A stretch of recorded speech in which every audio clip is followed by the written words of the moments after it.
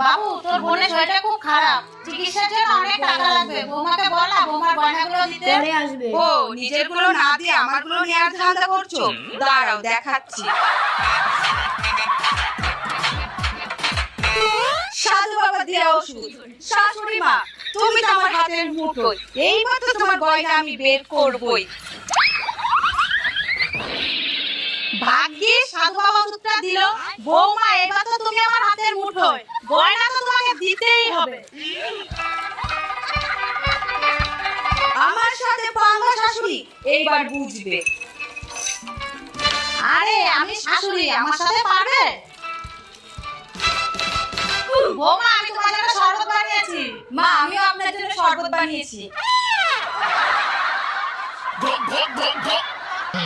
দেখি তো শাশুড়ি বস হলো না।